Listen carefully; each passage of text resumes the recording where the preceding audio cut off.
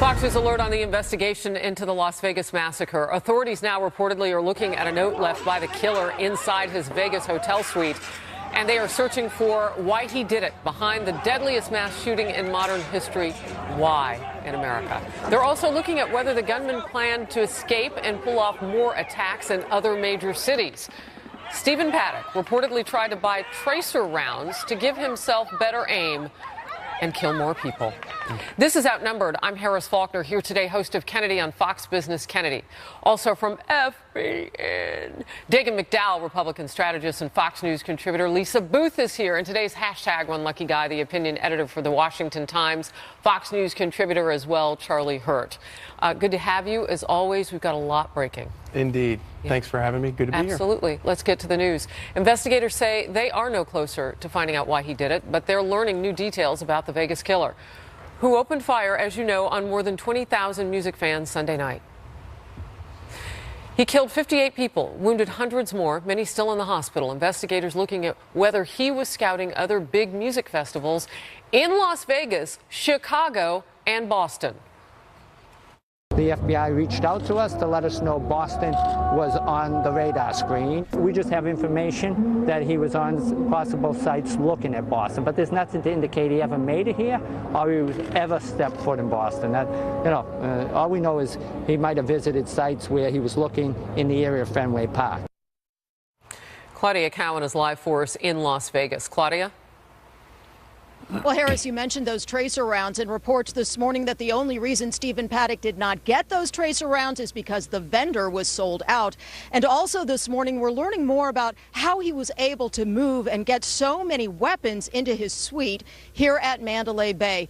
According to a published report in the Las Vegas Review-Journal, he got to know the movements of the hotel staff. And he transported 13 cases of guns and ammo to his room during shift changes.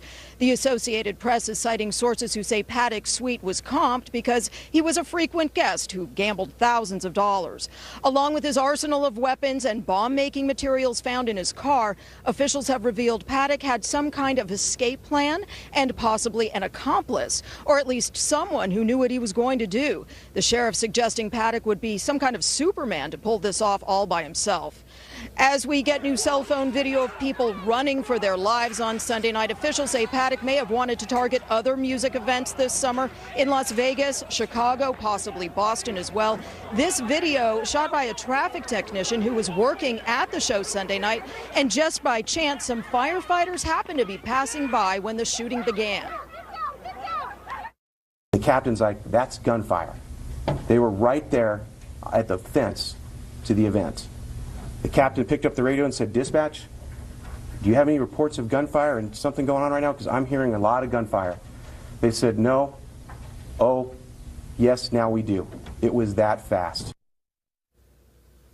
Officials are now trying to identify a mystery woman, not his girlfriend, who was seen with Paddock in Las Vegas as they try to build a timeline for his movements in the days leading up to the massacre. And of course, we are heading into a weekend here. There are a lot of big music events set to start, like the Austin City Limits, Hardly Strictly Bluegrass Festival in San Francisco. And even though Stephen Paddock is dead, Harris, security at these and many other events will be stepped up because of what he did here. Back to you. Well, Claudia, racking up the facts for us to talk about. We appreciate it. Thank you very much. All right, so as we come out to the couch, Charlie, there was a lot to chew on. Namely, we want to go back to those tracer weapons and the ability to be able to see things, particularly at night. That's why you want those tracer bullets, those tracer ammunition. All of this is legal. Well, it is, and of course, this will be something that we'll be debating for a long time. But what I don't get here is there are so many questions here, and the biggest one is how it was possible for this guy to do this all by himself. It's a physical feat, and I'm not talking about carrying stuff up to his room. I'm talking about our military. They don't use fully automatic weapons usually because you can't aim, and which goes to the reason that they thought about the tracer. Somebody thought about tracer rounds is that it allows, because since you're not aiming, he's not a sniper. He was just spraying bullets, or whoever was just spraying bullets. I have a real hard time imagining how this guy managed to pull this off completely by himself.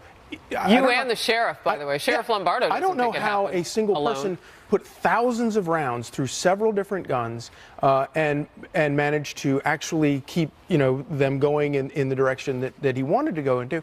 And the other question that I have is, nobody's talked to anybody at any gun ranges where this guy that we know of. That we know of yet. Exactly. But that's a key question for me, is this guy had to have spent, he doesn't have a military background, he had to have spent hundreds and hundreds of hours either at a gun range or at private property. Is there private property that he owns where he could have done this? Obviously, he could go out into the desert and do this in the desert, but a lot of people do that. People would have seen him. One of the things, Kennedy, that we're hearing so much about, we're starting to hear from people who own some of these hotels, who previously have run security for them. They're huge security operations. But when you hear details of transporting weaponry and materials 13 times during shift changes, he was there for several days watching people. We know he had cameras that were stationed too. I mean, it's chilling to think about what he was capable of, whether he had help or not. Yeah, and we're hearing about explosives and this arsenal, and to Charlie's point, like, I'm still so dumbfounded by his motivation, because if you read from behaviorists and people who work with the FBI, people who study mass shooters, they always leave something behind. There's some sort of footprint, whether someone calls 911 and professes their allegiance to ISIS, or makes a Facebook post, or leaves some sort of a written manifesto, some sort of trail. There's nothing like that. It is so confusing, but given the amount of weaponry that he had and the amount of time that he spent planning just this one massacre, and now we're learning about the other cities. You talk about the hours on the gun range. Yeah. Think about the hours and the amount of time it takes to maximize a body count, from that perch, whatever city he was looking at. There's so much research, and he had access because of the money that he had lost in the casino, and he capitalized on it. People are right to be angry, to ask, how did he stockpile this many weapons in a short period of time and it never sent off a flag to anybody? That he goes undetected. You make a large cash transfer. The time was over a period, though. I mean, it didn't happen over a period of weeks. No, but still, if you have somebody who's buying who's accumulating 33 weapons, including semi-automatic weapons over a year, that should have flagged some. You make one large cash transfer and it gets flagged. Yeah, if it's over flagged by regulators. Yeah, regulators follow. Particularly since he had a lived-in girlfriend as well. You would think that you would be able to see this going on. And lived in a neighborhood. We know what the facts are so far, and we also know, Charlie, that we don't know all of them yet, because police aren't going to tell us, in totality their investigation. So we'll cover the facts as they happen. Meanwhile, some Republican lawmakers in the White House are now saying that they are willing to consider banning bump stocks. That's the attachment which enabled the killer to use a semi-automatic rifle to fire hundreds of rounds per minute, which was used again by the Vegas killer. Now, the head of the National Rifle Association has told Sean Hannity bump stocks may need more restrictions, but noting the group is not calling for them to be outlawed. Watch. The other side, on the other hand, is been so outright trying to politicize this tragedy that we did feel the need to speak out today on this whole bump stock issue. What the NRA has said is we ought to take a look at that, see if it's in compliance with federal law, and it's worthy of additional regulation. That being said, we didn't say ban, we didn't say confiscate. House Speaker Paul Ryan says lawmakers are also turning their focus to bump stocks. Fully automatic weapons have been outlawed for many, many years. This seems to be a way of going around that. So obviously we need to look at how we can tighten up the compliance with this law so that fully automatic weapons are banned. House Democrat leader Nancy Pelosi played down a reporter's questions about some Republicans being concerned it would open the door to more gun restrictions. So what? They're going to say if you give them bump stock, it's going to be a slippery slope. I certainly hope so. But I don't think bump stock should be a substitute for the background check. And by the way, the background check is a compromise. There are many more things members want to do. President Trump has also said he is open to considering legislation banning bump stocks. Okay, so we're going to start where there seems to be a little bit of consensus. Charlie, I want to go back to the NRA's statement, which starts off with heartfelt words to the victims and to the people of Las Vegas. And then it does something that I believe is a little bit groundbreaking. It looks at the NRA, it looks at having requested the Bureau of ATF, Alcohol, Tobacco, and Firearms and Explosives, to immediately review whether bump stocks are, should have some restrictions on them. Yeah, and I thought that was actually a pretty deft statement, because it puts it back on actually the Obama administration, which it was under the Obama administration's ATF that has approved this a number of times.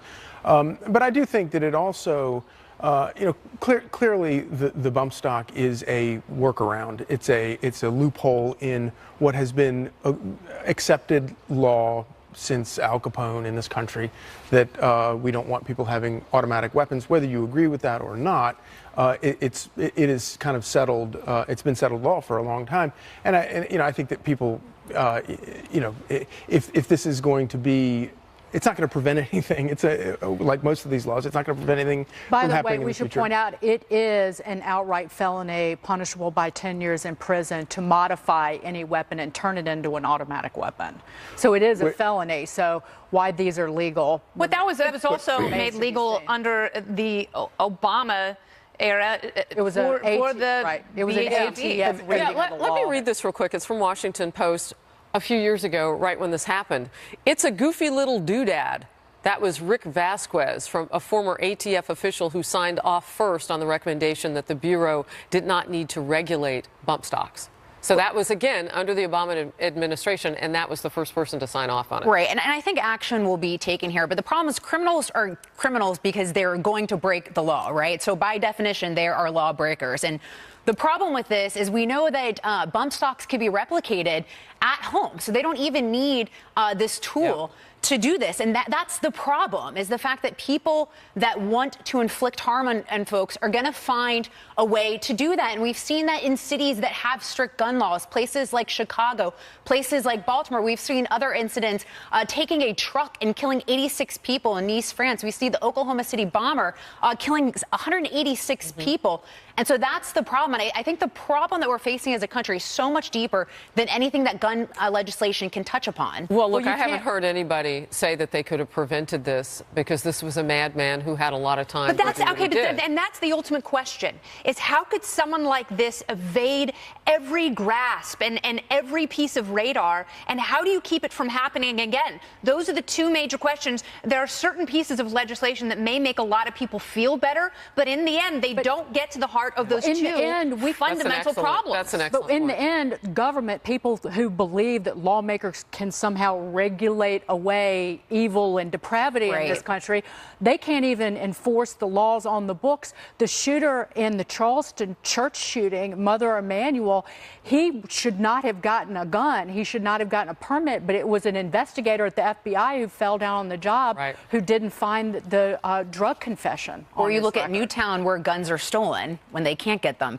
because they were denied because of a background check. So criminals are going to get their hands on things and tools if they want. One thing is for sure, the NRA stepped into this conversation in a different and new way, Charlie, as we've been talking about. And, you bring attention to that because it's all hands on deck. All right, we'll move forward. Could Nancy Pelosi's days as a minority leader be numbered? Ruh-roh. Oh, Nancy. A top Democrat is calling for her to step down from her leadership post. She says she is a master legislator. Yeah. Oh, goodness gracious. What this means for Democrats is Pelosi may face her biggest challenge yet. And the administration is scaling back Obamacare's mandate that most employers cover birth control. This is new, developing this hour. What's at stake as President Trump fulfills a key campaign promise? Stay close.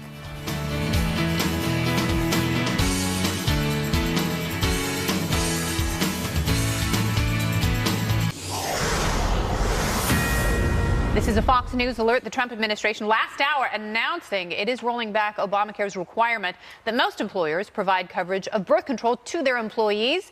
The administration vastly expanding an exemption for those that cite moral or religious objections. The new rules fulfill a campaign promise by the president, and they're sure to touch off a firestorm of criticism from Democrats and a round of lawsuits, of course. The president of the American College of Obstetrics and Gynecology says this is a step back for women's health, saying, quote, affordable contraception for women saves lives. It prevents pregnancies. It improves maternal mortality. It prevents adolescent pregnancies. Ew. All right. So, Charlie, I will start with you. This is always my question whenever we run into the scaling back of some sort of a government-funded plan. Was this ever the role or function of government in the first place? Has that ever happened, that anything was scaled back or rolled back? Welcome to Obamacare. It's a failed promise. I love that the doctor there was talking about affordable. There's nothing affordable about this. That's the whole problem with Obamacare.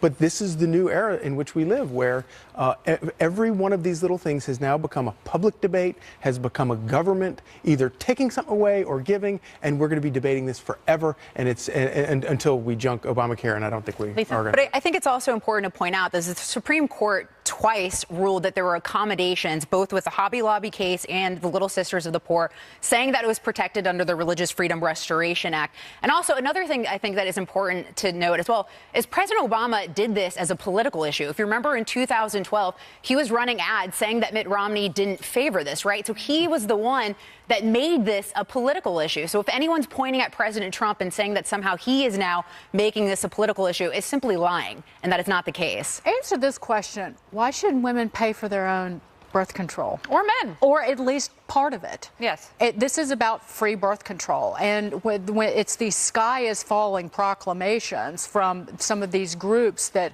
oh, the world's going to come to an end if this is rolled back even slightly, it's just simply hogwash. And why are people so gung-ho with the government taking more control of their own health care?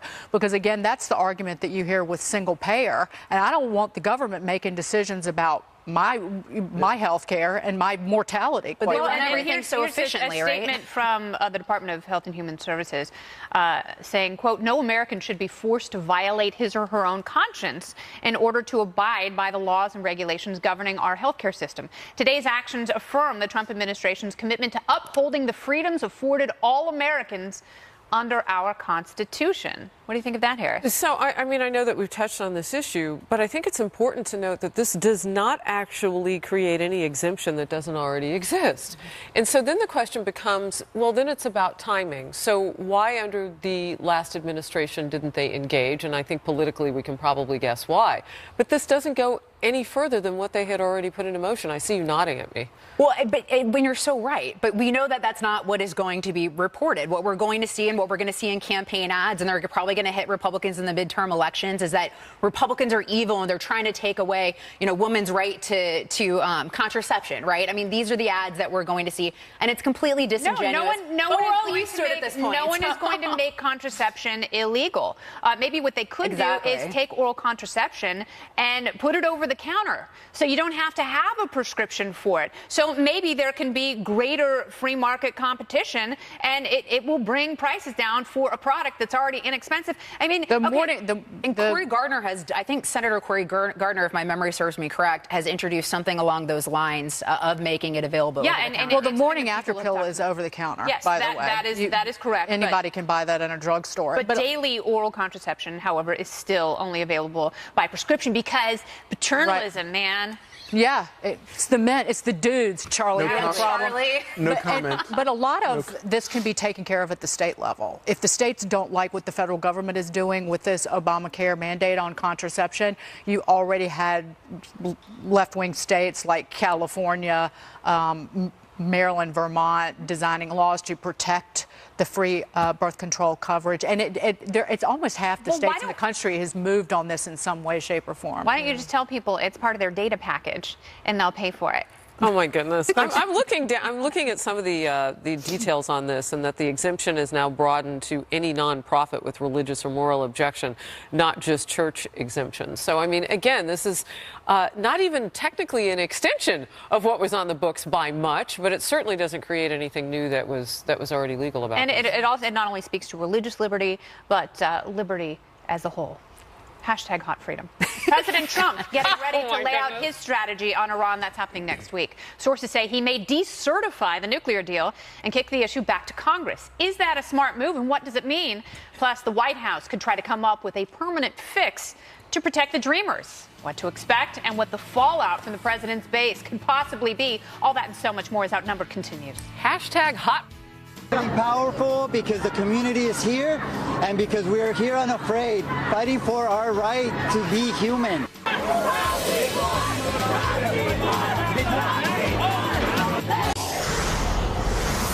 This developing, President Trump's high-stakes decision we're anticipating on the Iran nuclear deal. It could come next week. Sources told the Washington Post the president will decertify that deal, but an administration source pushed back on that report and said the decision is not, quote, fully baked. Meanwhile, a recent Fox News poll shows a majority of Americans oppose the deal. Here's the president. We must not allow Iran to obtain nuclear weapons. The Iranian regime supports terrorism and exports violence, bloodshed, and chaos across the Middle East. That is why we must put an end to Iran's continued aggression and nuclear ambitions. They have not lived up to the spirit of their agreement. House Democrat Caucus Chair Joe Crowley blasted that report. And President Trump, will back out of the deal, saying, quote, it is clear that President Trump is focused more on continuing his campaign rhetoric than keeping Americans safe. Remained concerned about many of Iran's activities, and we can do more to address those issues. But that should not include putting the nuclear agreement at risk, end quote. Wow, I called him President Bush. Let's move on. It's Friday. It's I know it is. And you coughed. Are you okay? Are we both okay? I'm okay now. Let's move on with this. This decertification of Iran, though, of that deal, is right along with what the president said he would do. Yeah. And anybody on the left who is surprised by this simply is not paying attention and not taking him seriously. Yeah, and the fact that Iran may be living up to the letter of the arrangement, the deal, I think does underscore how terrible the deal was in the first place, because Trump is right. They do export terror. They do support terror. They export weapons. They are a terrible, terrible menace in the world. And the fact that even doing that, they're living up to the letter of the law, I think reveals what a bad deal it is. But I also understand that the geopolitics of pulling out of this thing and the problems that could cause for other countries in the area, kicking it to Congress is the right thing, and it should have been what we did. You could see some diplomatic hemorrhaging here. You're absolutely right about that. It's funny because the pushback is coming from Russia and China and Iran, and the United States has better footing here than we have perhaps on other issues. And all you have to do is say to China, lock it up, okay? You've already created a monster in North Korea. Why are you shielding Iran? Because they're trustworthy, because they're benevolent and so good to their people, especially gays and women? No, not necessarily. They have been awful. They have been funding terrorism. Sanctions don't work, so we need to take a look at that, but also what the deal ultimately accomplishes for them. Why would we trust them when they say they don't want a nuclear weapon, that all they want to do is harness that nuclear energy to power their cities and homes? It's malarkey. It's hot malarkey. All right. There's this hashtag malarkey. But the other side of it, too, Lisa, not the other side, but another issue here is what happens with our allies like Israel, who, as Iran has threatened to wipe off the face of the map. Would they reach out in retaliation? Well, and they've also threatened to wipe us out off the mat, right? They said death to America. Look, I think even proponents of this deal, like the president of France, has acknowledged the concerns that Secretary Tillerson has regarding the sunset clause aspect of this. So I think even proponents see weaknesses in the deal. And Omri Sarin writes that we actually can't really verify portions of this deal because the IAEA, were side deals. Well, they don't, but also the IAEA don't even have access to certain military sites, and Iran has essentially barred them from that access. And he writes that officials won't even ask because they're worried about giving President Trump an out here. All right. This was getting a lot of attention. Dagan, I want to get your thoughts on this. Let's watch this together. The president yesterday. You guys know what this represents? Well, maybe just the calm before the storm. What's the storm? Could be the calm before the storm. What storm is We have the world's great military people in this room. I will tell you that. And we'll have a great evening. Thank you all for coming. Thank you. What storm, Mr. President? You'll find out. Dagan? Because I have a master's in reading into Trump, what the president has to say. I'm joking, obviously. I think that this is, he just is intentionally vague. I think he's talking to Kim Jong-un in North Korea, quite frankly. But one thing I'll say about the Iran nuclear deal, businesses who've already started inking deals with Iran, they're behaving as if this deal is not going to go away. Total, the French energy giant, along with a Chinese company, it inked a deal in July of this year, I think. It was worth billions of dollars. Plus Iran, state sponsor of terrorism, already got $1.7 billion in pallets of cash from the United States to funnel to all of our great enemies. So it's not just Russia and China. It's actually the whole of Europe and the businesses there that quickly entered the fray to ink business deals in the nation. But it's Russia and China that are going to use that veto power on the UN Security Council. And, you know, they offer such an enormous headache there. But, you know, to Russia, I know I'm going to sound like a filthy hippie when I say this, but I cannot wait until we get off of oil. I cannot wait until we're no longer sponsoring these regimes and these companies, whether it's Russia and their oil interests in the Middle East or even Saudi Arabia. I want to add to that really quickly. I've said this repeatedly. I say it in private and in public. That is why it is so critical that Rex Tillerson is our Secretary of State, because the one thread that links all of the nations around the world that hate us and that give us the greatest power over those threats is oil. Yeah. It is Saudi Arabia. It is Russia. It is China. It's Venezuela, North Korea. They need oil. Well, what you're saying is so interesting, too, because as you enumerate those countries, Charlie, you hit on Saudi Arabia and the proxy war in Yemen. I mean, there's so many things that are going on around that central issue of we better make nice with certain people because we're going to need some oil. Can't wait till we're and who did and I don't think you sound like a hippie. Thank you, Harris. But a filthy hippie, maybe that. Just a hippie, not filthy. But a beautiful one. It really should have been our first, our number one priority after 9/11 should have been to get off of oil, figure out some way to, and with fracking and all the technologies that we've advanced. No, we don't get off oil. We pump more, and with all these new technologies, the oil sands and the fracking, we now are we control our own destiny. Is what we are now the world's #1 exporter of refined product. There have been a lot of rollbacks in regulations on energy companies since President Trump took office in January, and that has been hugely beneficial to our nation's energy security. When that didn't get talked about before, it did after Hurricane Harvey, because we had so many refineries offline. Exactly. And so that's when we started to hear just how much about what Dagan's saying. And so you take that ownership of your own destiny, and then you fold in what you're talking about by our couch hippie here. Using more technology and seeing how expansive. Charlie? Going back to the comment that Mr. Trump made, the guy's a master of theatrics, creating anticipation.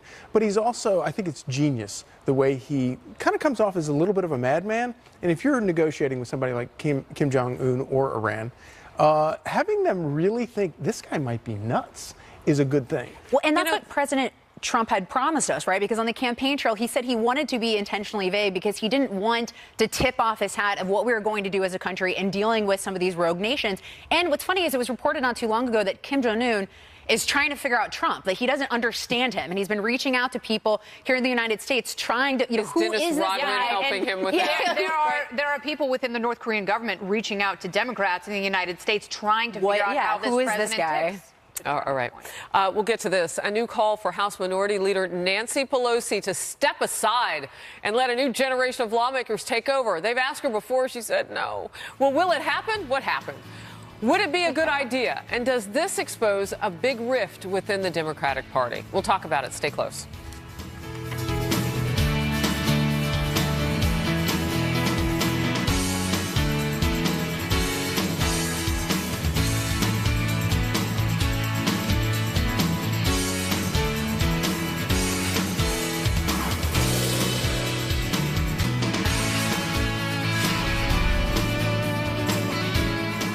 A new call for House Minority Leader Nancy Pelosi to step aside. One House Democrat says she thinks it's time for Nancy Pelosi and her leadership team, including Minority Whip Steny Hoyer and Assistant Minority Leader James Clyburn, to go. Vice Democratic Caucus Chairwoman Linda Sanchez of California telling reporters that her party needs some new blood. Our leadership does a tremendous job, but I do think we have this real breadth and depth of talent within our caucus, and I do think it's time to pass the torch to a new generation of leaders. They are all of the same generation, and again, their contributions to the Congress and to the caucus are substantial, but I think there comes a time when you need to pass that torch, and I think it's time. A spokesperson for Pelosi said in a statement, Leader Pelosi enjoys wide support in the caucus and has always said she is not in Congress on a shift but a mission. Leader Pelosi is focused on winning back the House, and anything else is a distraction from her path to the majority. Charlie, I'm going to go to you first. Isn't that the problem for Speaker Pelosi, or for Minority Leader Pelosi, rather, is that path to the majority? They have to win 24 seats. Most concede that's a very tall task for the Democratic Party, particularly the fact you see the amount of seats that the Democratic Party have lost under her leadership. So your thoughts on that? Yeah, I mean, and it's everything that's wrong with Washington in both parties. It's all about acquiring power. And, to listen to Nancy Pelosi this week talk about we need sensible gun laws and we need to, politicizing basically the horrible tragedy in Las Vegas.